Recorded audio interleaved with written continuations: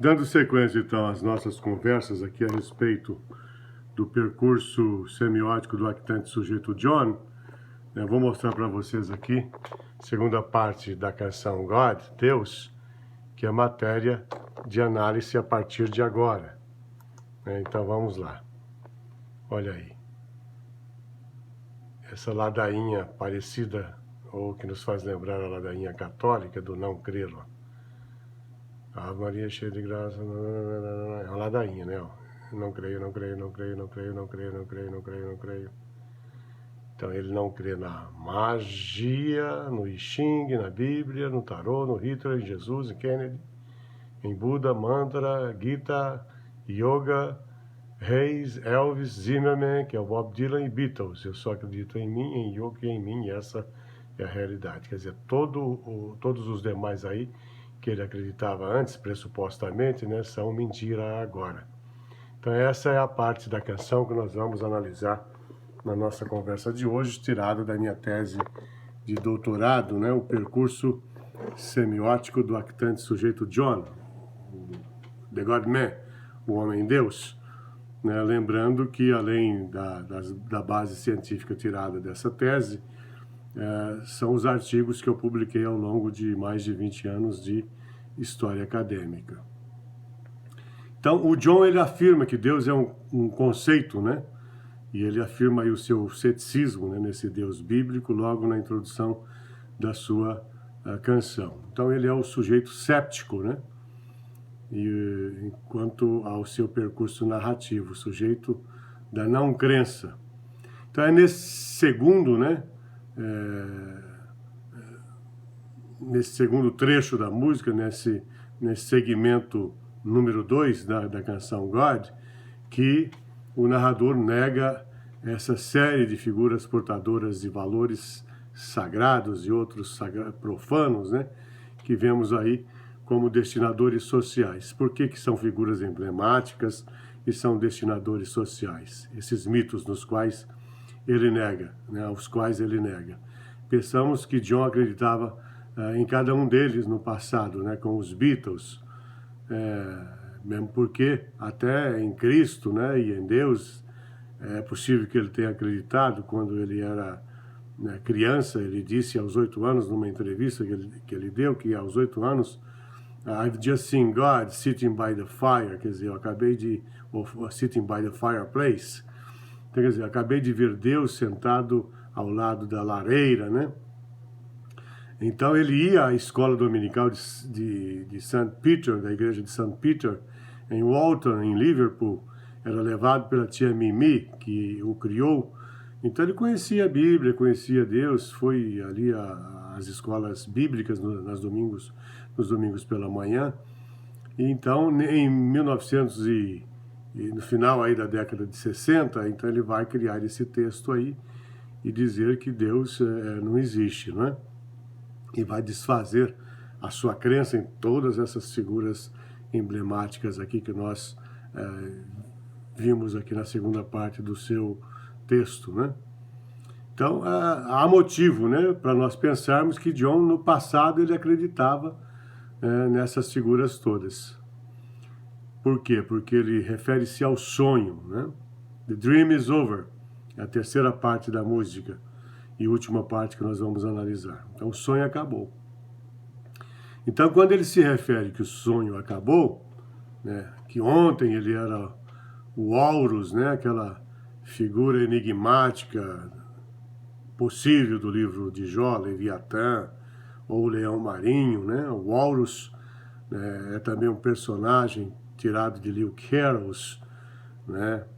No capítulo do seu livro Alice in the Wonderlands, né? Alice no País das Maravilhas, tem um capítulo The Horus and the Carpenter, né?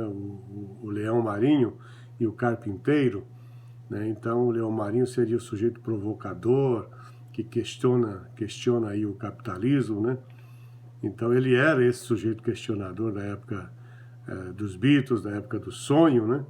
E agora passa a ser simplesmente John, estabelecendo aí uma nova realidade, né? Criando um novo jardim em que ele e a Yoko são soberanos e os seguidores terão que levar adiante o seu sonho, né? Na sequência 3 nós vamos chegar a essa conclusão, pela análise.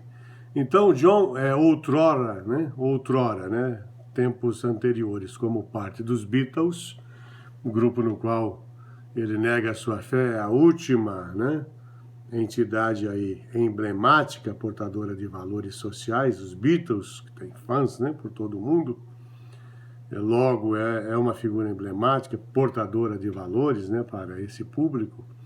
Então ele nega a sua fé nos Beatles como última figura e diz: eu só acredito em mim, em Yoko e em mim, essa é a realidade. Tudo mais acabou. Mas então antes ele acreditava nos Beatles, Então essa fé que ele nega nessa sequência 2 da canção teria projetado um novo sonho nas mentes de todos os destinatários de seus discursos musicalizados na carreira solo agora. Então vejamos as características dos objetos mágicos, ou modais que ele nega aqui nessa segunda parte da sua canção.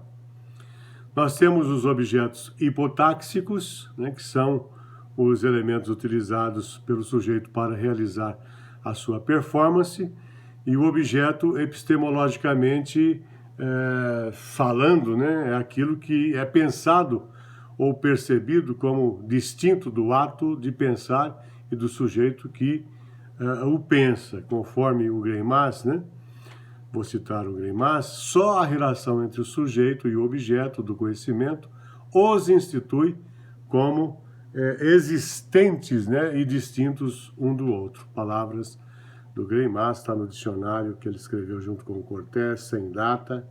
Alguns dizem que é de 79, páginas 312 e 313.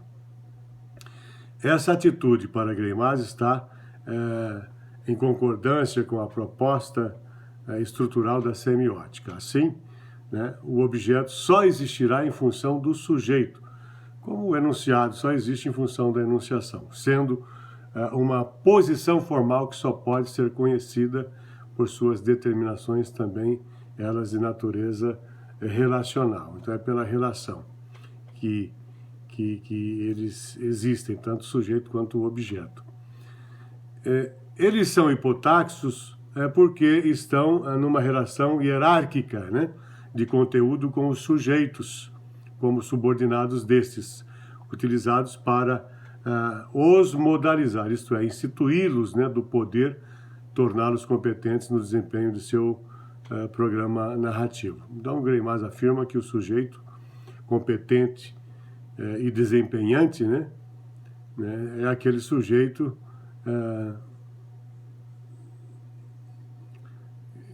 que atua reunindo uma competência sintática e também uma competência modal. Nós, diz o Greimas, junto com o Cortés, propomos definir a competência no plano narrativo segundo como o querer ou poder ou saber fazer do sujeito, que pressupõe o seu fazer desempenhacional. Então, em 1973, o Greimas vai falar isso. Dotados destas modalidades fornecidas por esses objetos mágicos, os sujeitos ganham competência para desempenhar o seu programa narrativo. No caso dos sujeitos míticos negados, pelo actante sujeito narrador John, cada um deles se relaciona com determinado objeto que os capacita para desempenharem o programa narrativo da persuasão em seus destinatários sociais. Então, não é à toa que alguém acredita nos Beatles, no I Ching, na Bíblia, no Tarot, em Kennedy, em Bob Dylan e assim por diante. Então, o objeto para Greimas constrói-se pelo estabelecimento das relações. Marca bem. O objeto para Greimas constrói-se pelo estabelecimento das relações. A. Toma nota. Entre ele e outros objetos. B. Entre ele considerado como um todo e suas partes. E C. Entre as partes de um lado e com o conjunto das relações já estabelecidas de outro. Neste caso, o objeto é construído pelo sujeito do conhecimento, o sujeito da enunciação. Assim, o objeto do eu que enuncia God, né, Deus, é o próprio texto no qual sua relação com a divindade, né, é feita de sujeito a objeto. Esse mesmo processo, o de transformar o sujeito divino no objeto, será desenvolvido pelo sujeito do conhecimento, né, do fazer cognitivo em relação aos sujeitos míticos, né, construtores dos seus respectivos objetos hipotáxicos.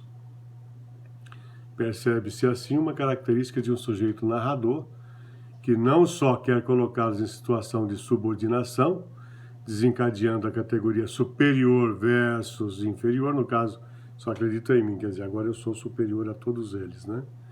Mas também suplantá-los. Ele não quer só ser superior, mas suplantar cada um deles. John é actante sujeito narrador que transforma todos os sujeitos míticos, né, poder humano, e místicos, poder sobrenatural, em simples objetos. Deixa eu ver se eu consigo aqui a citação do Greimas para mostrar para vocês. Aí está. O procedimento de debreagem permite que se projetem para fora do sujeito do conhecimento ou sujeito da enunciação e que se objetivem essas relações fundamentais do homem com o mundo, e a semiótica se sente autorizada a dar-lhes representação sob a forma de enunciados constituídos de funções, igual relações, e de actantes, sujeitos e objetos. Enquanto actantes, os objetos sintáxicos devem ser considerados como posições actanciais susceptíveis, né, de receberem investimentos, seja de projetos dos sujeitos, falaremos então dos objetos de fazer, seja de suas determinações, faremos então dos objetos de estados. Então, uma vez mostrada aqui a citação do Greimas, nós seguimos adiante, não é? É importante ver que o John, ele consegue, quer dizer, não sabemos se consegue, mas pelo menos ele tenta, né, tirar toda a força desses objetos mágicos, né, ao colocar a crença em si próprio, ao invés de colocar a crença naqueles sujeitos todos, né, e objetos que ele acreditava, né, pressupostamente na sua vida anterior enquanto membro dos Beatles. Então, esses sujeitos objetos, eles têm a sua força, nós sabemos disso. Eles agem sobre seus destinatários sociais, igualmente, né, condicionando-os, utilizando seus objetos que lhes são, ou que lhe dão poder. Como exemplos, nós podemos falar dos magos, né, pressupostos pelo objeto mágico, magia. O que os magos fazem? Eles têm a magia, por isso chamam-se magos.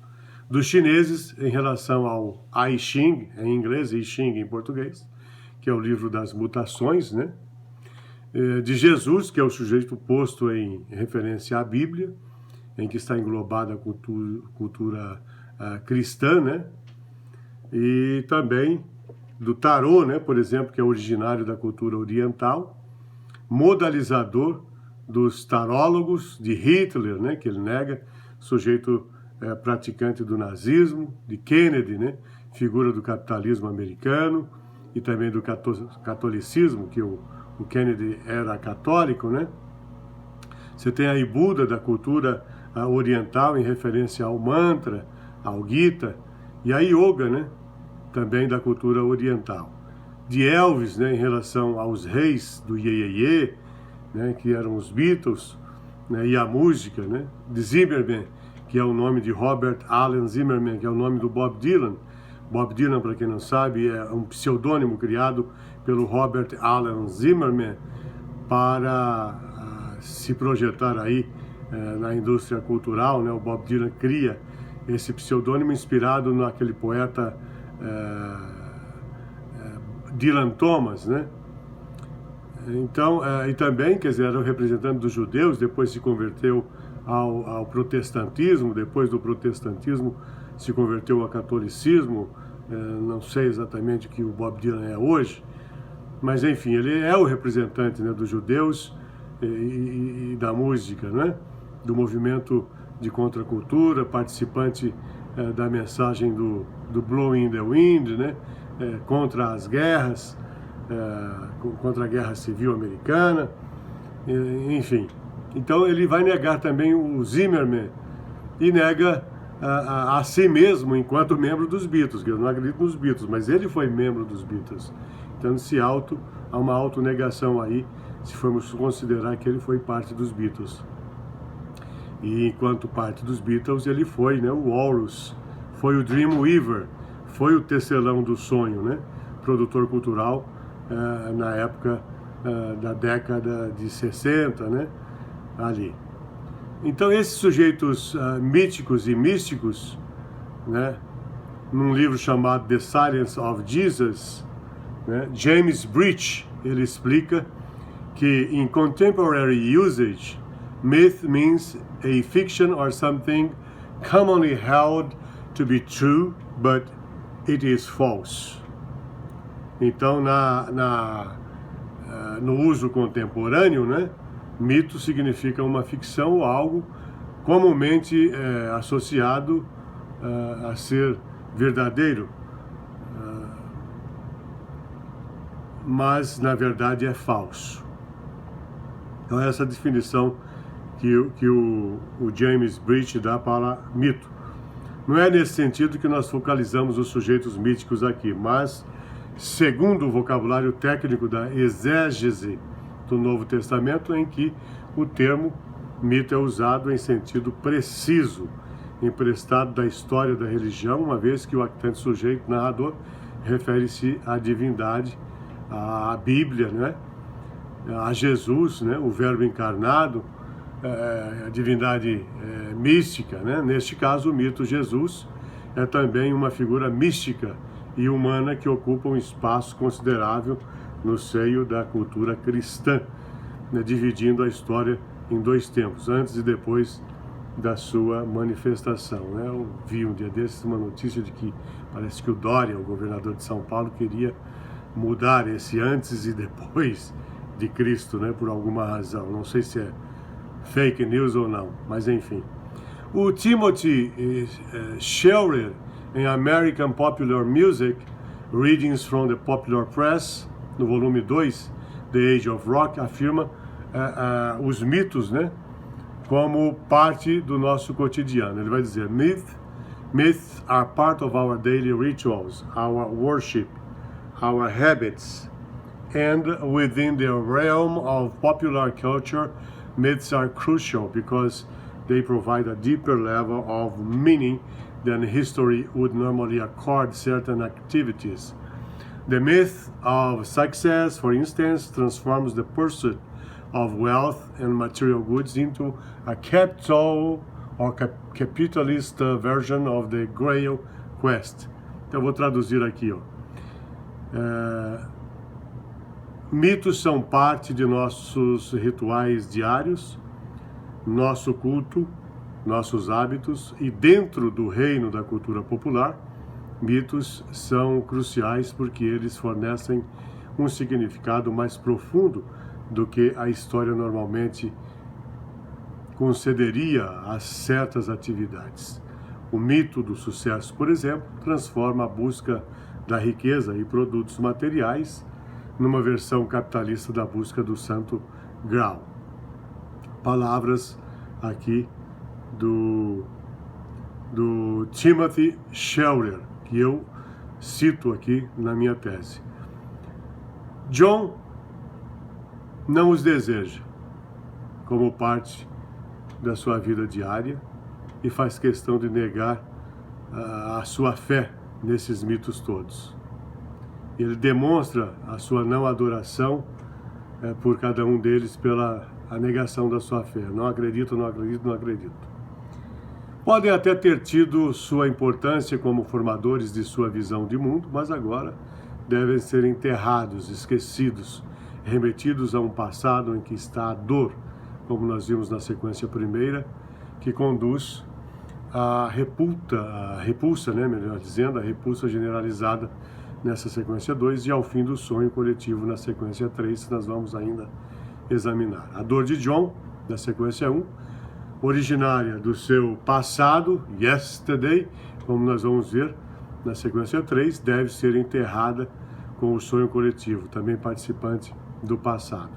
Englobados nesse sonho da sequência 3, que para ele is over, né, quer dizer, acabou, não está apenas esse Deus, mas toda uma lista de mitos e seus modalizadores culturais. Alguns desses mitos, em consonância com sua própria história, seduzem, outros provocam.